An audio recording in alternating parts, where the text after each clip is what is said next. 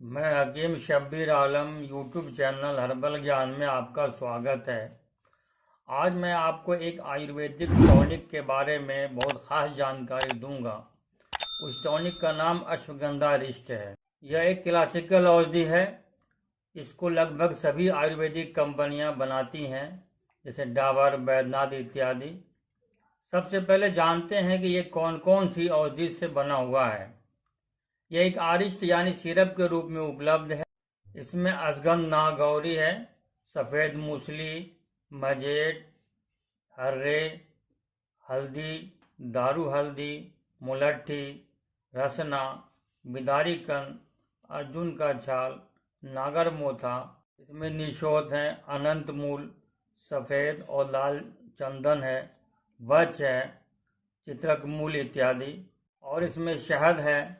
अगर शहद के अभाव में अगर शहद नहीं मिले तो उसको गुड़ मिलाकर आरिष्ट के तरीका से इसे बनाया जाता है। आइए जानते हैं कौन कौन सी बीमारी में इसका प्रयोग कर सकते हैं और क्या क्या बीमारी इससे दूर होगी।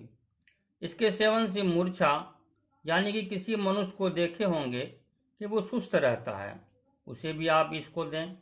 स्त्रियों का जो हिस्टीरिया रोग होता है उसमें भी इसको दें। दिल की धड़कन यानी दिल की घबराहट को ये दूर करेगा।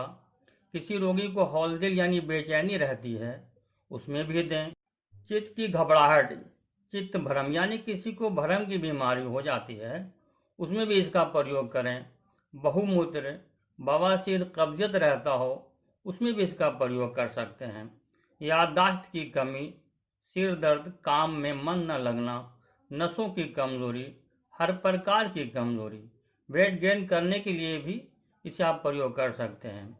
बुढ़ापे की कमजोरी आदि रोग को नष्ट करके ये बल, बीर्ज, कांति एवं शक्ति की वृद्धि होती है। प्रसूता स्त्रियों की कमजोरी इससे बहुत शीघ्र दूर हो जाती है।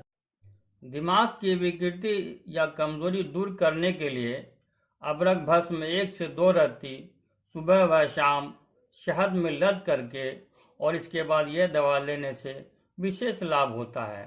दिमागी मेहनत करने वालों के लिए यह आरिष्ट बराबर लेने में मानसिक थकावट को दूर करता है और सारे शरीर में एक तरह की नई चुस्ती फुर्ती पैदा करके दिमाग को तरोताज़ा बना देता है। इसके प्रयोग से थकावट नहीं मालूम होती है। दिमाग को पुष्ट करने के लिए यह एक दवा है। इस तरह से देखा जाए तो अश्वगंधा रिष्ट आयुर्वेद का एक महा औषधि है। सारे शरीर को पुष्ट करने की यह एक महा औषधि है। आइए जानते हैं इसका डोज और लेने का तरीका क्या है। 15 से 30 ml और बराबर मात्रा में पानी मिलाकर सुबह व रात को खाने के बाद इसका प्रयोग करें। फिर मुलाकात होती है इसी किस्म की किसी और वीडियो को लेकर। अगर आप मेरे चैनल पर नए हैं तो सब्सक्राइब करें, बेल आइकन दबाना न भूलें, शेयर करें, लाइक करें। धन्यवाद।